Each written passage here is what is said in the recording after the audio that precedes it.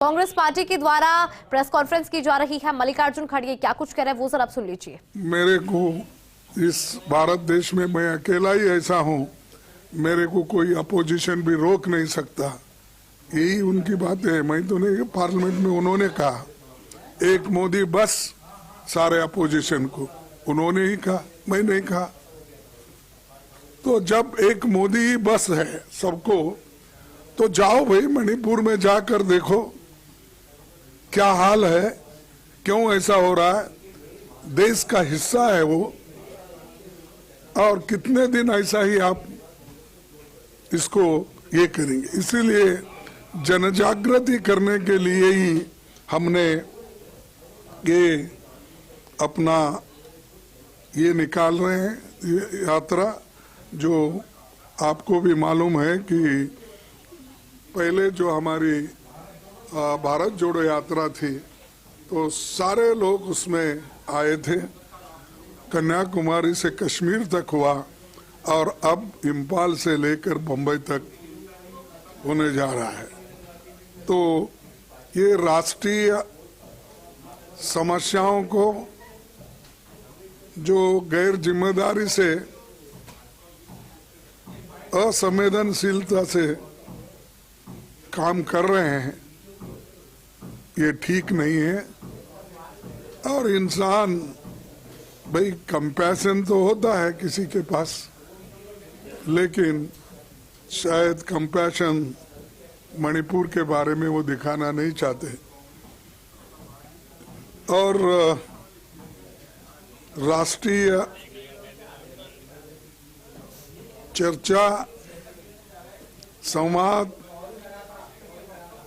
ये सारे चीजें राहुल जी के यात्रा में होंगे, जैसा पहले भारत जोड़ो यात्रा में हुए थे। ये एक बहुत बड़ा कदम राहुल जी ने उठाया है, पूरी पार्टी उनके साथ इस लड़ाई में खड़ी है। दूसरी चीज, ये हम क्यों जा रहे हैं, लोगों को बताने के लिए कि कोई रास्ता नहीं। हमने पार्लियामेंट में अपनी बात रखने की कोशिश की, पार्लियामेंट में इन मुद्दों को उठाने की कोशिश की, लेकिन वहां पर सरकार ने हमको मौका नहीं दिया।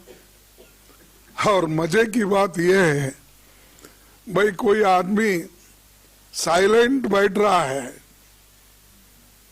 उसको भी सस्पेंड, जो उठ के खड़ा है उसको भी सस्पेंड, जो कुर्सी पे बैठा है उसको भी सस्पेंड। यानी 146 लोगों को निलंबित किया गया। इस देश के इतिहास में ये पहली बार है कि इतने लोगों को सस्पेंड करना और इतने लोगों की बात नहीं सुनना, और 28 पार्टियां मिलके जो बात हम रखना चाहते थे उसको कोई मौका नहीं मिला। और इसके लिए तो प्रधानमंत्री भी उधर आए नहीं हमारे पास, कम से कम पार्लियामेंट में झांक के तो देखे उन्होंने, लेकिन मेरे राज्यसभा में झांके भी नहीं। हालांकि दोनों जोड़ के ही है, तो क्या नफरत है मालूम नहीं हमसे, लेकिन उन्होंने इसके बारे में सरकार कोई अपनी गहरी चिंता व्यक्त भी नहीं की, और जाने वाले जाने दो, सस्पेंड करो, उन्होंने कर दिया और सेशन खत्म हो गया।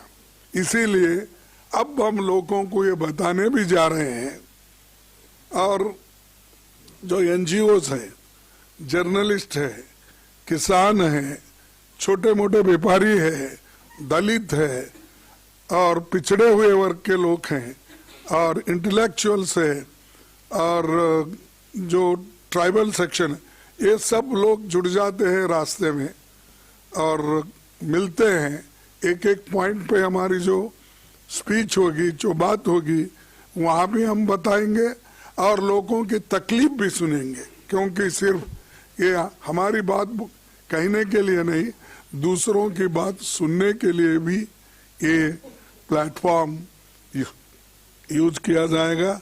और ये जो है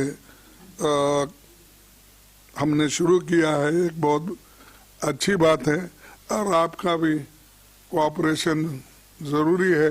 आपके बगैर तो आप हमारे लिए ऑक्सीजन है, क्योंकि आप ज्यादा अगर सपोर्ट नहीं करेंगे हम आहिस्ता आहिस्ता खत्म हो जाएंगे। इसीलिए मैं चाहता हूं कि आपकी भी जो सपोर्ट है, ऑक्सीजन है, वो देते रहेंगे और डेमोक्रेसी को जिंदा रखने के लिए, संविधान को जिंदा रखने के लिए ये जरूरी है। और संविधान ठीक है तो आपका भी फ्रीडम ऑफ स्पीच, एक्सप्रेशन, ये सब टीवी गीवी चलेगा, लिखना पढ़ना चलेगा, नहीं तो आपको भी आहिस्ता आहिस्ता से मुंह बंद कर देंगे। फिर बाद में सिर्फ मुंह बंद करके सिर्फ लिखना पड़ेगा, वो भी फिर बाद में हाथ भी आपको बंद करवाएंगे, पेन भी। तो ये मेरे सबके लिए एक ये है, तो आप इस पर ध्यान लीजिए। और जो क्रिमिनल एक्ट उन्होंने पास किया 3, आज वकील भी परेशान है, दूसरों का तो छोड़िए, उधर वकील खुद परेशान है, कैसा प्रोनाउंस करे, क्या क्या करे, एकदम इसको कैसा पटरी पे लाए, ये उनको भी समझ में नहीं आ रहा। लेकिन और एक, इसके पहले तो किसानों के बिल लाए, फिर वापस लिए, और लेबर्स का हाल पूछो मत। मैं अच्छा जानता हूं कि लेबर के लिए तो इस सरकार में कोई जगह नहीं है।